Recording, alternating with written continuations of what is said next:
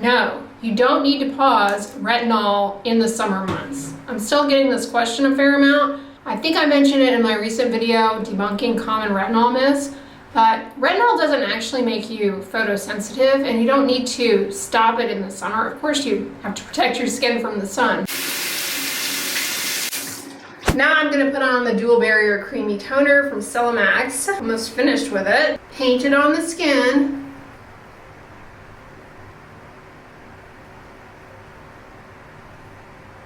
Alright, then I just take a little drop of the Glycerin Skin Protectant. This is the one from Prequel.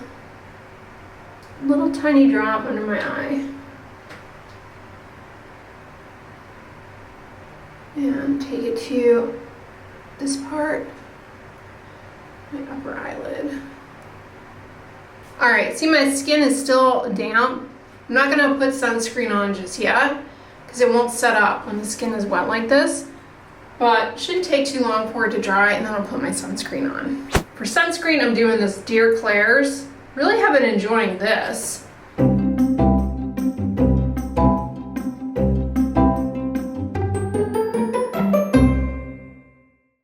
I honestly wonder where that myth started from. The retinol can't be used in the summer. When you first start a retinoid like Tretinoin, it does make you more sensitive overall. You can feel the sensation of flushing and blushing when you go out in the sun and exposed to the heat, wind, cold temperatures, but it doesn't actually make you more inclined to burn.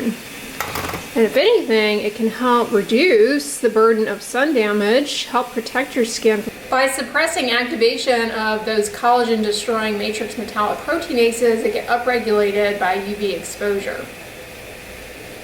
I told you guys I forgot to get the Kirkland signature beans the last time we were at Costco. I'm doing the Death Wish coffee. I got this from iHerb. This is a good, reliable brand, but I just splurged. When I say splurge, I mean it was a big purchase because coffee's getting expensive. But I bought 3 bags of whole bean Raven's Brew coffee. If you've been here for a while, you know Raven's Brew, I'm getting excited thinking about it coming. It was $45 for the 3 bags.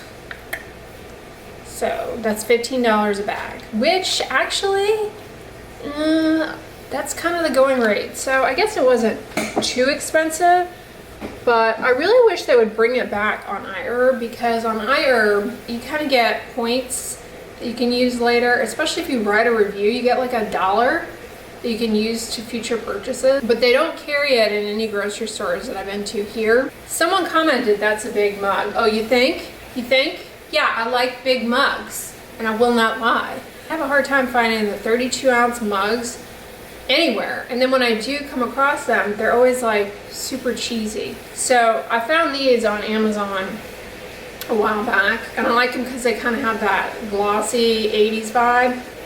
But speaking of mugs, I love these. I actually eat my oatmeal out of these bowls, but I love them because this little bird is like a nice anchor. I love them. I have another one that I need to run the dishwasher. It's in the dishwasher. And then I have a pitcher, but I think they make a jumbo mug. So I'm kind of on the hunt for that.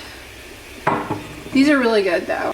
Speaking of coffee, I don't think I shared with you guys this recent eBay find. I recently discovered Lusterware and I'm hooked. And so this is a vintage Lusterware coffee canister for the coffee beans. And so I think I'm gonna end up, I need to figure out how to properly clean it out. I mean, it looks clean, but you know what I mean. I don't want to damage it or anything. I don't know that it comes across on camera necessarily, but Lusterware has this like really beautiful kind of, I don't know, color changing effect. But I need to figure out how to properly clean it, and then my plan is to put it over there by my kettle and store coffee beans in it. But isn't it pretty? I love it. It kind of has the Art Deco look to it, which is my favorite. And then this is another vintage find from eBay. It's a bread box. I got it to store here to keep my kitchen towels and what do you call them? Pot holders in. Isn't it cute? it matches the yellow vibes.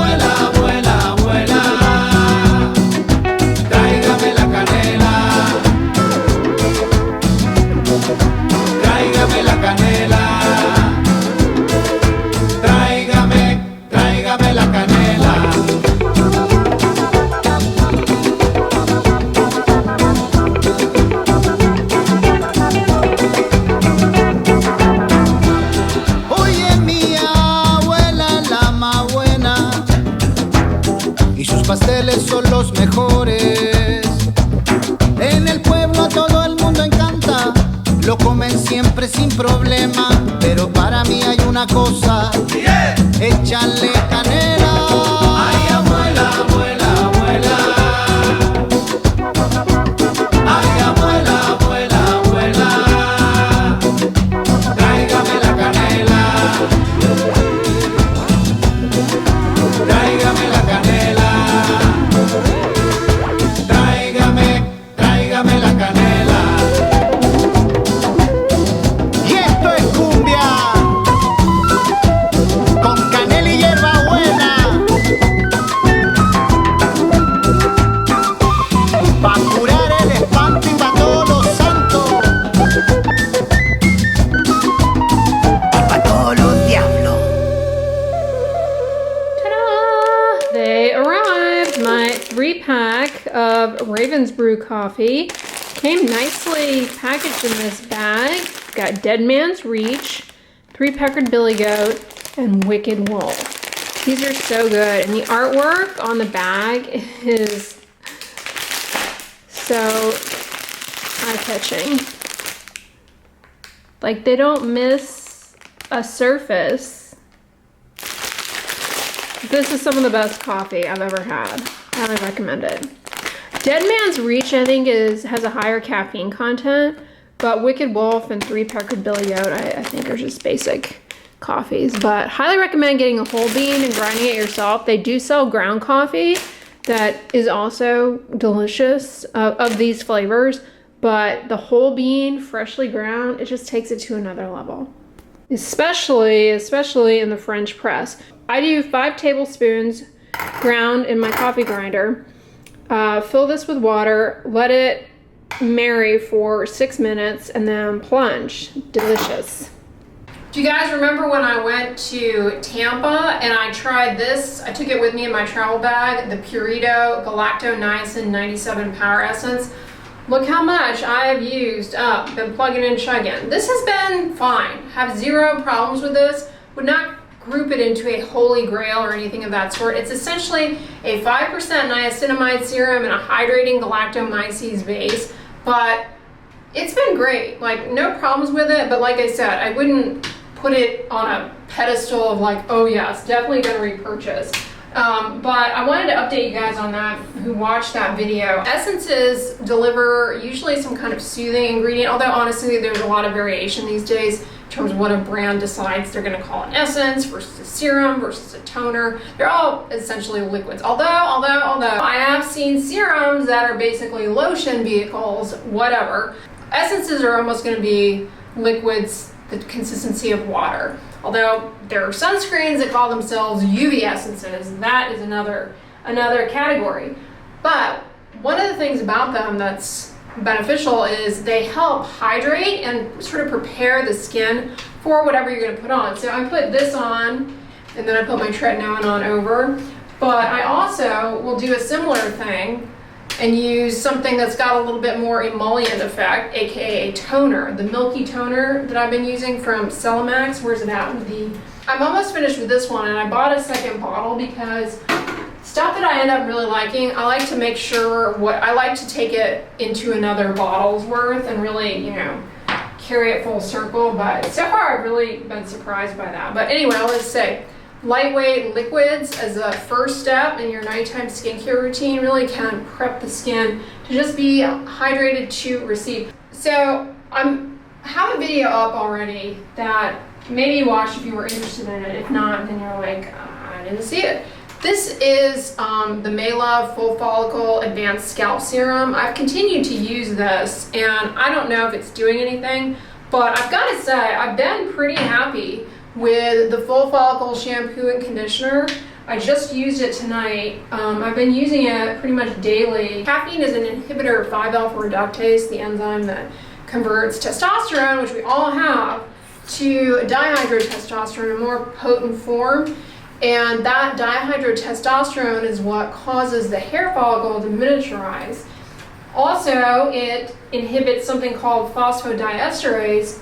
Ultimately, that improves cyclic AMP levels in the hair cells so that they have more energy and more it stimulates their metabolism. Growing hair is really energy nutrient demanding, and so there's that effect. Also, caffeine may help with blood flow to the scalp, and it's an antioxidant, anti-inflammatory, and it can actually localize down in there. Now, this particular serum, as well as the shampoo, they also have like some other things in them, like this red clover, which has biotin A that, you know, supposedly is going to help combat inflammation, and also has a peptide that is going to stimulate collagen production to improve anchoring of the hair in the scalp. But that,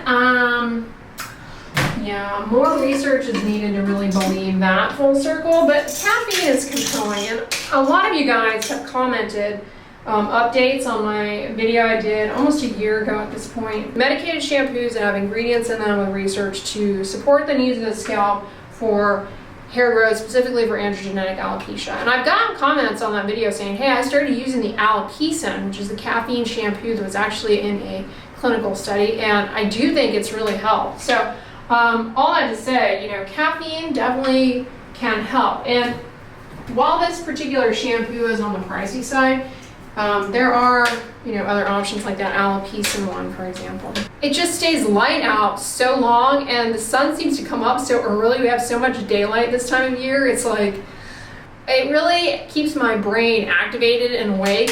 So I end up feeling like I need less sleep in the summertime. Some people ask me about the SAD lamps for seasonal affective disorder. Those do not emit any ultraviolet radiation. So you don't have to worry about wearing sunscreen in front of those. I've gotten those questions before, especially some of you guys live in places where like it literally, the sun, like there's literally no sun for parts of the year.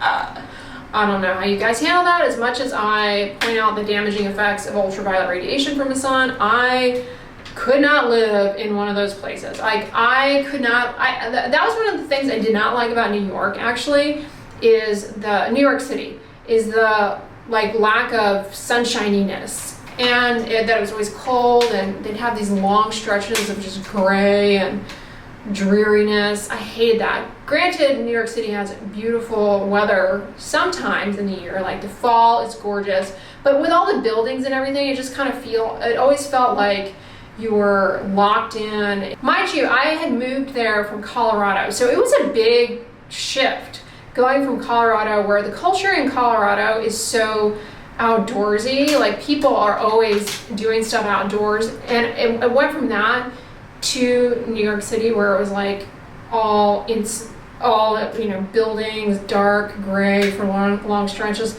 winters.